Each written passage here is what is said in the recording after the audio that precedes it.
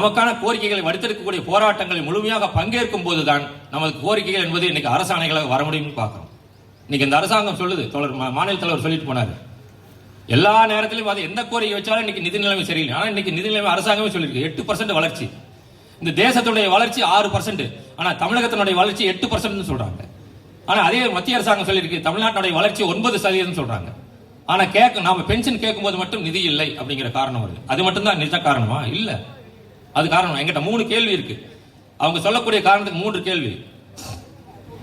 நிதிநிலை சரியில்லைன்னு சொல்லிட்டா, இன்றைக்கு வரைக்கும் பழைய பென்ஷன் அறிவிச்சிட்டு இருக்கக்கூடிய வழங்கி கொண்டிருக்கிற வெஸ்ட் பெங்கால் இன்னைக்கு நிதி நிலைமை திவாலாகி போச்சா? இந்த மாசம் வரைக்கும் கொடுத்துட்டு இருக்காங்கல்ல வெஸ்ட் பெங்கால்ல. தேசத்திலேயே பொருளாதாரத்தில் மிகச்சிறந்த மாநிலமாக இன்னைக்கு தமிழ்நாடு இருக்குது. நான் சொல்லல, மத்திய அரசாங்கத்தினுடைய ஸ்டேட்மெண்ட் சொல்லுது. அந்த மாநிலமே நீ தர முடியாதுன்னு சொல்லும் போது இன்னைக்கு மிகப்பெரிய அளவுல பண வீக்கத்துல பண சுமையில் இருக்கக்கூடிய அந்த வெஸ்ட் பெங்கால் இன்னைக்கு வரைக்கும் பென்ஷன் கொடுத்துட்டு இருக்காங்களே. கடந்த 2 ஆண்டுகளாக பஞ்சாப்ல, சத்தீஸ்கர்ல, ராஜஸ்தான்ல, ஜார்க்கண்ட்ல இன்னைக்கு பழைய பென்ஷன் இன்னைக்கு அறிவிச்சு கொடுத்துட்டு இருக்காங்களே. இன்னைக்கு அந்த நிதி நிறுவனம் இன்னைக்கு அந்த இது என்பது இன்னைக்கு திவாலை போயிட்டு இருக்கா? இல்ல, அப்படியெல்லாம் கிடையாது. இன்னைக்கு நிதி நிலைமை சரியில்லை, நிதிச்சுமை என்பது பொய் என்பதை நாம் அனைவரும் புரிந்து கொள்ளணும். காரணம் அது காரணம் அல்ல. புதிய பென்ஷன் சம்பந்தமாக இதை அமல்படுத்தும் போது இந்த அரசாங்கத்துக்கு நாம் செலுத்தக்கூடிய அந்த தொகை இருக்கு இல்லையா, பங்கீட்டு தொகை 10% என்பது அரசாங்கத்தின் பின்னாடி இருக்கக்கூடிய கார்பரேட் நிறுவனங்களுக்கு செல்லக்கூடிய மிகப்பெரிய நிதி மூலதனம் என்பதுதான் பிரதான பார்வையாக இருக்கு. அதனாலதான் இதை விடாம முடிச்சுட்டே இருக்கிறாங்க. இன்னைக்கு நிதி மூலதனம் தான் மிக பிரதானமான காரணம். இன்னைக்கு அரசு ஊழியருக்கு இதுக்கு முன்னாடி மெடிக்கல் அலவன்ஸ் கொடுத்துருந்தாங்க. 100 ரூபாய் வாங்கிக்கலாம், 150 ரூபாய் வாங்கிக்கலாம், இல்லைன்னா ரீஎம்பர்ஸ்மென்ட் போட்டு வாங்கிக்கலாம் அப்படிங்கிற மெடிக்கல் அலவன்ஸா இருந்தது. அதை ஹெல்த் இன்சூரன்ஸா மாத்தினாங்க. அதனுடைய நோக்கம் என்ன? நாம நினைக்கலாம், நான் 100 ரூபாய் வாங்குறதுக்கு பதிலாக நான் ட்ரீட்மெண்ட் பார்த்துட்டு எனக்கு 10,000. இல்ல, அது இல்ல காரணம்.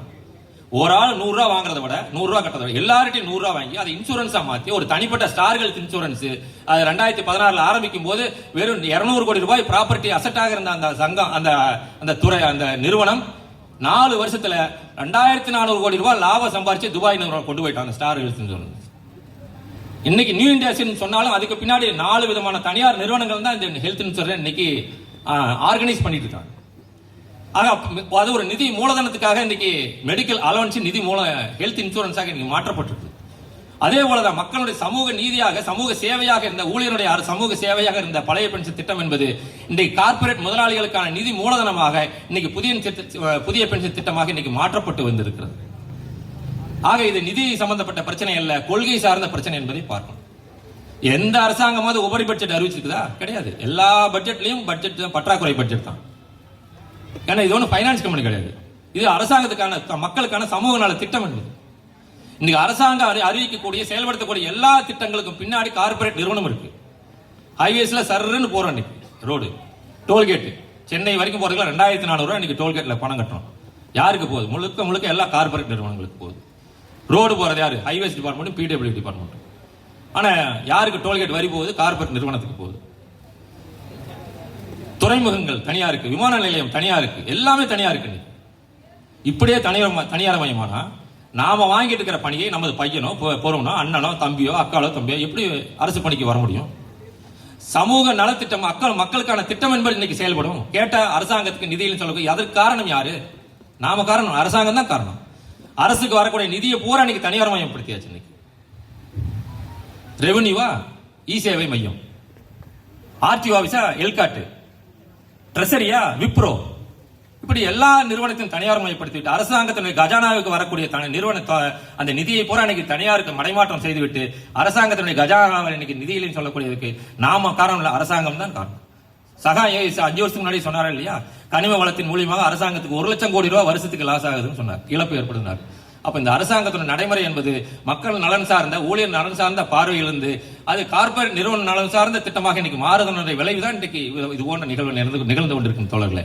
ஆக அப்படிப்பட்ட நிலையிலிருந்து இந்த அரசாங்கத்தினுடைய பார்வையை திருப்பும் விதமாக நமது கோரிக்கைகளை வென்றெடுக்கக்கூடிய வகையில, நமது பழைய பென்ஷன் திட்டத்தை பெறக்கூடிய வகையில, நமது கொள்கை சார்ந்த, ஊழியர் நலன் சார்ந்த, இன்னைக்கு பல அலுவலகங்களுக்கு போகும்போது சார் எனக்கு பென்ஷன் வேண்டாம், சரண்டு கூட வேண்டாம், ஆபீஸ்ல எங்க டார்ச்சர் கொலிச்சிங்கன்னா போதும் அப்படிங்கிறாங்க. சனிக்கிழமை வேலை, ஞாயிற்றுக்கிழமை வேலை, கல்யாணம், கருமாதி எதுக்கும் போக முடியல.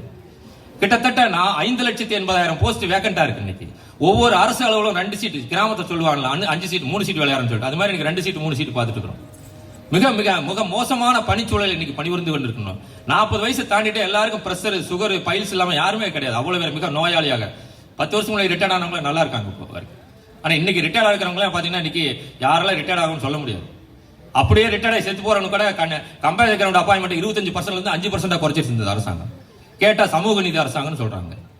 சமூக நீதி என்பது எப்படி ஒரு மனுஷனுக்கு வரும்?